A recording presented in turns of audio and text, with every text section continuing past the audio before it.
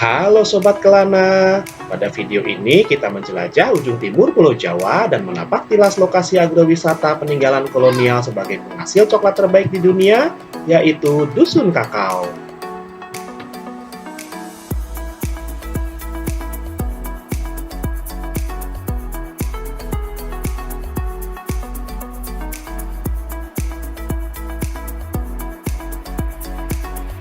Banyuwangi, kabupaten di ujung timur Pulau Jawa ini sudah tidak diragukan lagi potensi wisatanya. Kabupaten yang berjuluk The Sunrise of Java ini memiliki beragam destinasi wisata, mulai dari wisata alam seperti Taman Nasional Alas Purwo maupun Kawah Ijen, wisata budaya seperti Kampung Osing, wisata religi seperti Pura Beji Anantaboga, wisata kuliner seperti seafood Kampung Mandar, hingga wisata agro yang juga sekaligus wisata sejarah di Dusun Kakao, Perkebunan Glenmore, Banyuwangi Selatan.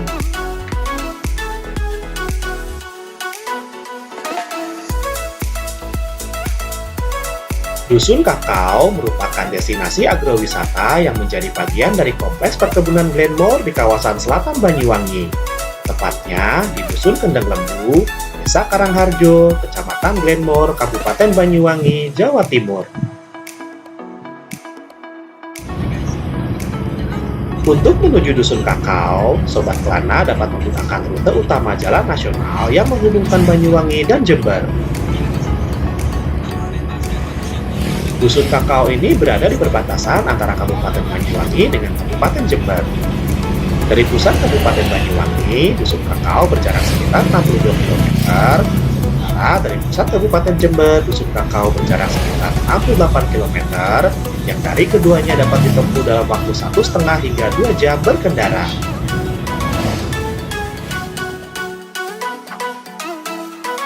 Wilayah Glenmore memang sejak masa kolonial dulu dikenal sebagai area perkebunan yang menghasilkan beragam komoditas seperti karet, tebu, kopi, dan yang paling terkenal adalah kakao.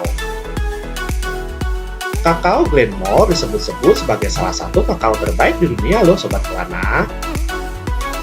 Nah, mungkin Sobat Kelana bertanya-tanya mengenai nama kecamatan Glenmore yang ke Eropa-Eropaan. Ya, perkembangan kecamatan Glenmore tidak bisa dipisahkan dari sejarah pembukaan kawasan Glenmore itu sendiri sebagai kawasan perkebunan. Kata Glenmore sendiri bukan berasal dari bahasa Belanda, namun lahirnya kecamatan ini tentu tidak bisa dilepaskan dari keterlibatan Belanda.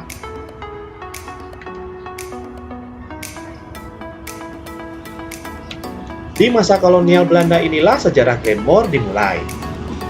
Tepat pada tahun 1906, pemerintah Belanda mengeluarkan kebijakan mengundang sejumlah investor Eropa untuk membuka perkebunan di wilayah Lambangan Osbroek, nama Banyuwangi saat itu. Kala itu, pengusaha Eropa pun berdatangan ke Banyuwangi. Salah satunya adalah Ross Taylor dari Skotlandia. Ia membeli lahan di sebelah selatan lereng Gunung Raung seluas 163.800 hektar dari pemerintah Belanda. Lalu pada 2 Februari 1910, Ross Taylor memulai kegiatan usaha perkebunannya yang meliputi tebu, karet, kopi, dan kakao. Untuk menunjang kegiatan bisnisnya, ia juga membangun Glenmore Estate. Penamaan Glenmore muncul saat Ross Taylor datang dan melihat kontur wilayah kebun yang ia beli berbukit-bukit sehingga dinamailah Glenmore yang dalam bahasa Skotlandia. Glen berarti bukit, sedangkan more itu banyak. Dalam buku berjudul Glenmore, Sepetak Eropa di Tanah Jawa, disebutkan di dunia ini terdapat 15 tempat yang menggunakan nama Glenmore. Di Amerika Serikat ada 9 tempat yang tersebar di negara bagian Wisconsin, West Virginia, Virginia, Ohio, New York, Maryland, Louisiana, Kentucky, dan Georgia. Di Irlandia ada 4 tempat, yaitu Roscommon Town, Kilkenny Town, Kildare Town, dan Clare Town. Di Australia ada 1 tempat, yaitu di area suburban Sydney. Satu lagi tentunya di Inggris, yaitu di Skotlandia. Di Indonesia hanya ada 1, yaitu di Kabupaten Banyuwangi, Jawa Timur. Semua daerah yang bernama Glenmore itu memiliki kesamaan, yaitu kontur daerahnya berbukit-bukit.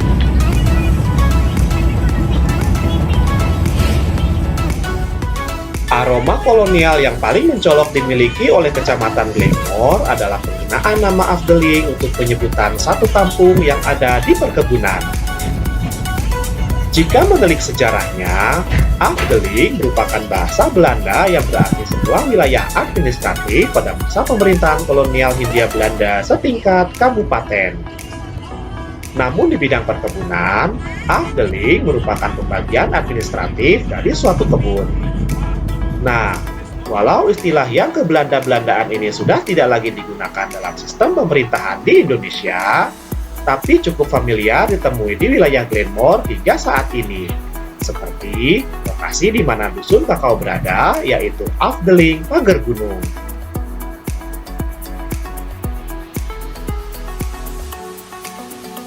Terletak di wilayah perkebunan PTPN 12, dusun kakao memiliki luas perkebunan 1.500 hektar yang ditanami kakao.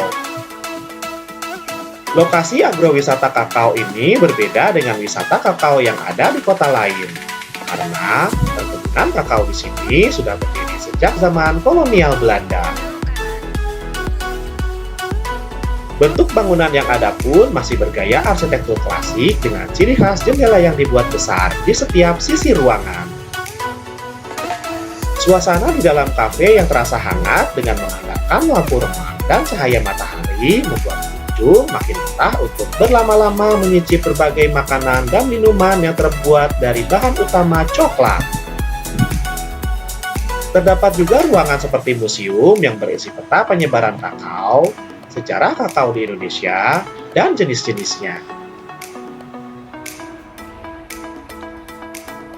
Wilayah Glenmore sendiri sudah lama dikenal sebagai daerah penghasil coklat.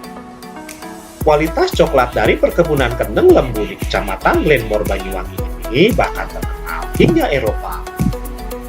Hingga saat ini, perkebunan kendeng lembu masih terawat dengan baik dan menjadi satu-satunya perkebunan yang menghasilkan kakao edel atau kakao mulia.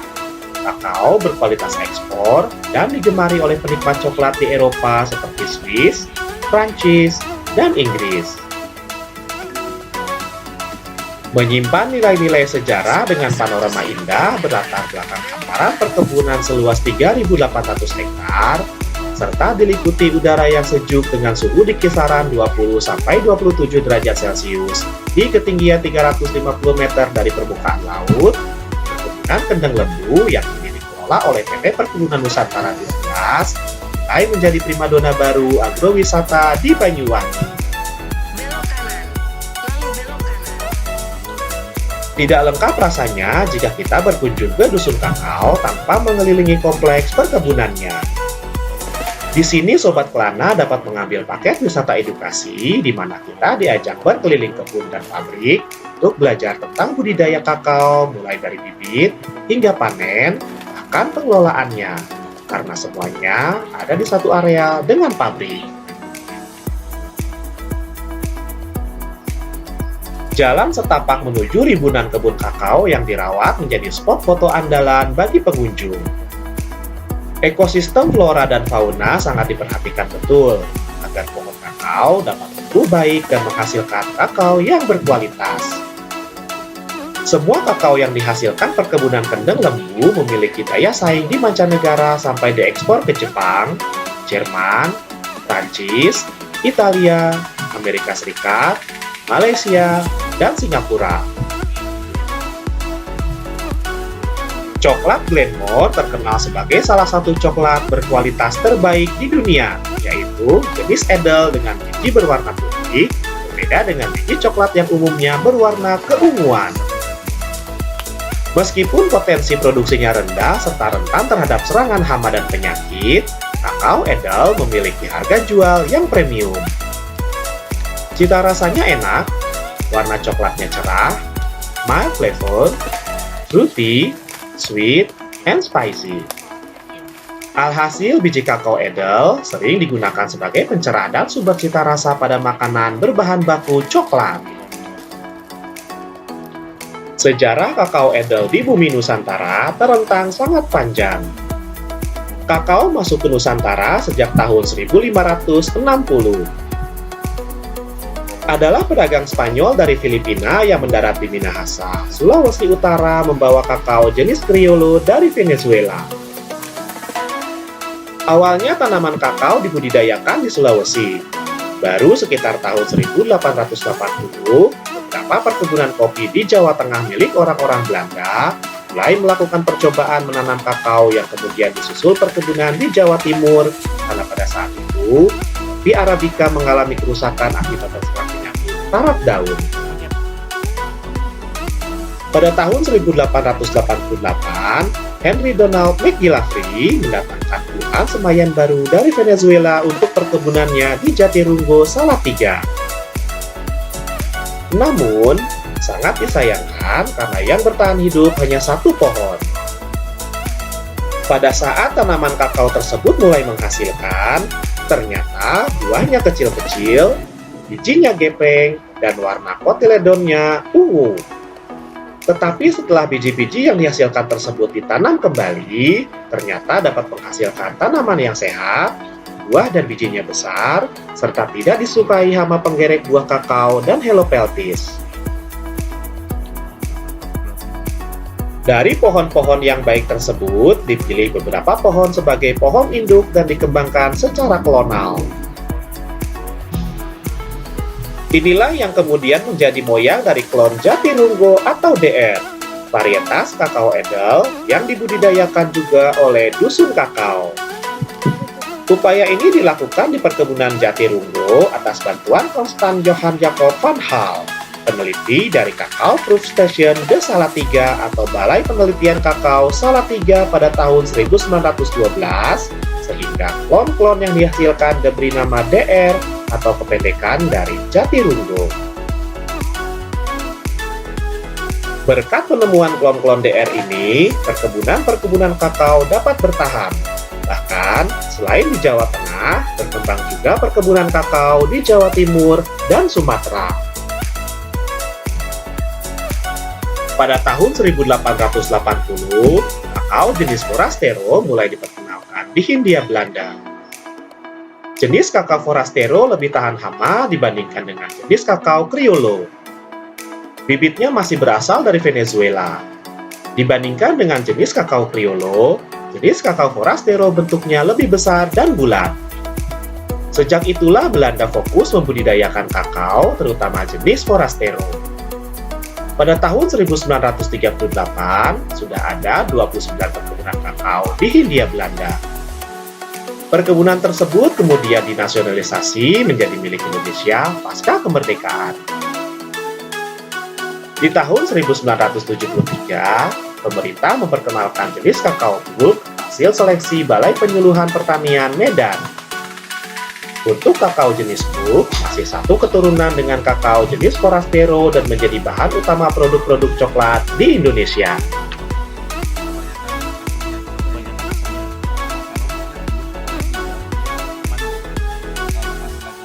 Nah, sekarang kita lihat proses pengolahannya di pabrik ya Sobat Kelana.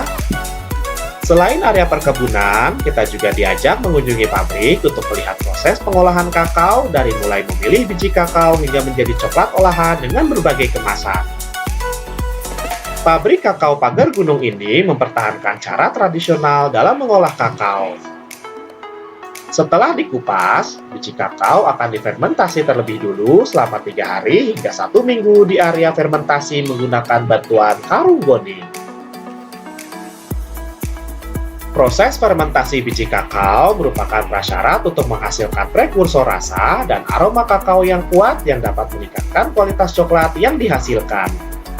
Inilah yang membuat cita rasa kakao Glenmore begitu melegenda.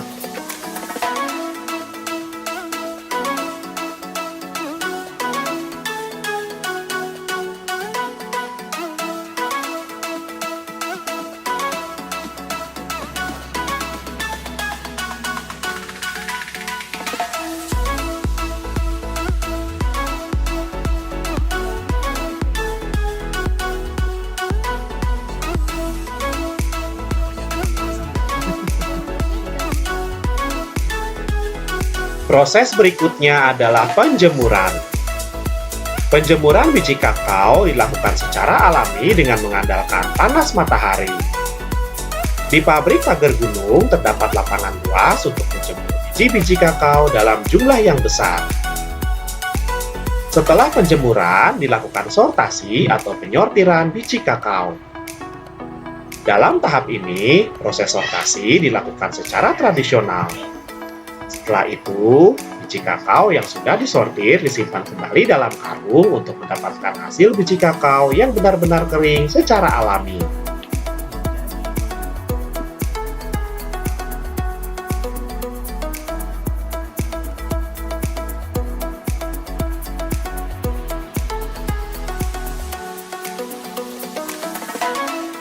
Selanjutnya, kita berpindah ke ruangan roasting. Di ruangan inilah kakao memasuki tahapan utama pengolahan, yaitu proses roasting atau sangrai. Keistimewaan proses roasting kakao di pabrik ini adalah masih menggunakan mesin tua dengan bahan bakar kayu. Ya, pabrik ini masih mempertahankan mesin-mesin roasting konvensional untuk menjaga kualitas coklat Glenmore yang melegenda.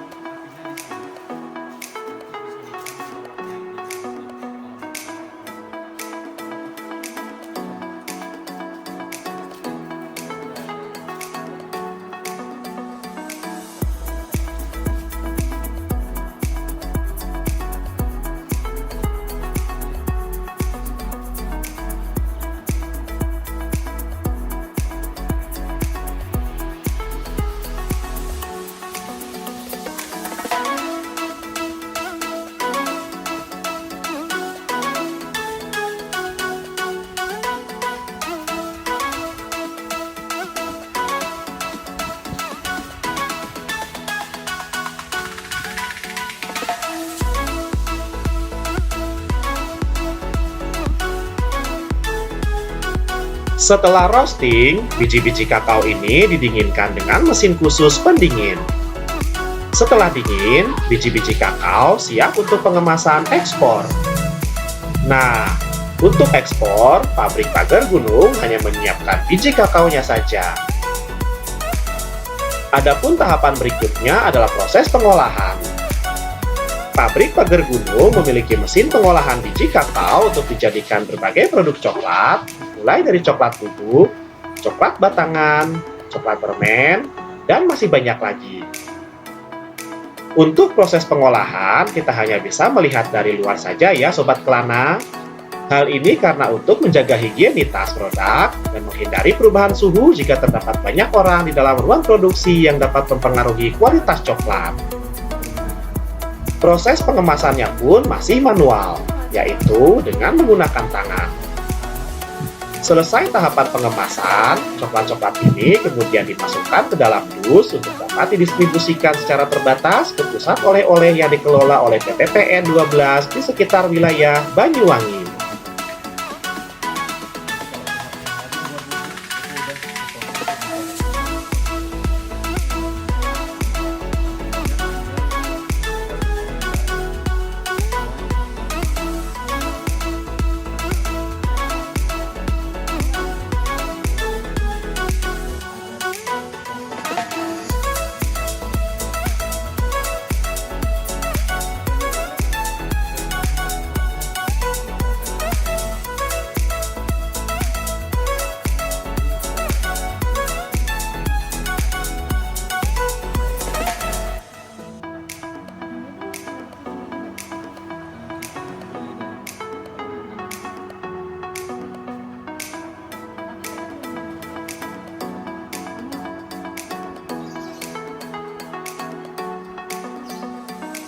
Sobat Kelana, setelah berkeliling melihat proses budidaya dan pengolahan kakao, saatnya kita mencoba olahan kakao di kafe coklat.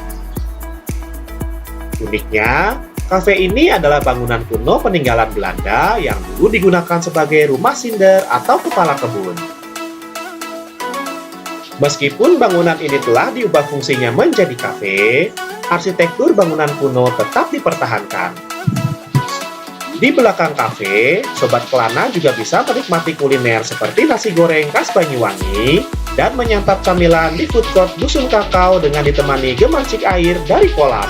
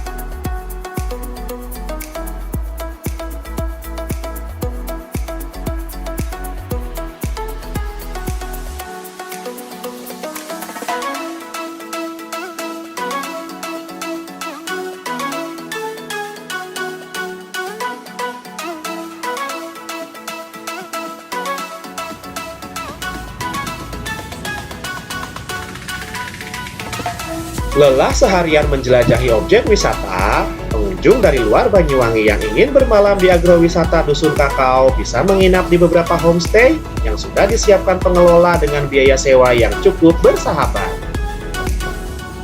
Di Dusun Kakao terdapat 12 kamar yang terbagi atas 3 kamar VIP dan 9 kamar tipe standar. Menariknya, Beberapa bangunan penginapan ini adalah peninggalan rumah tinggal orang Belanda ketika mengelola perkebunan. Arsitektur bangunan yang bernilai seni tinggi ini tetap dipertahankan seperti aslinya, sehingga menjadi daya tarik tersendiri bagi sobat Kelana yang sedang menjelajah bumi Belambangan.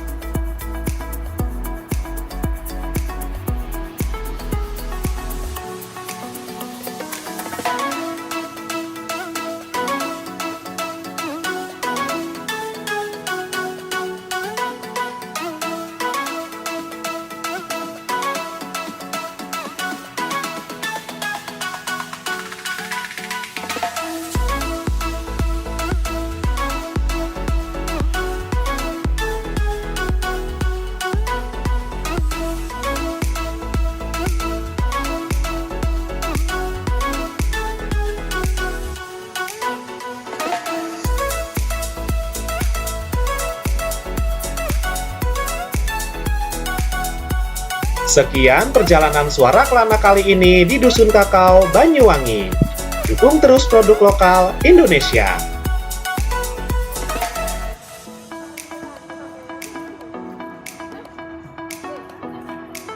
Terima kasih sudah menyaksikan video ini. Dukung terus channel ini dengan klik tombol like dan subscribe. Jangan lupa untuk komen dan share sebanyak-banyaknya ya. Tetap sehat, tetap semangat, supaya kita bisa terus berkelana. Karena ada makna di balik kelana, ada kisah di balik jelajah.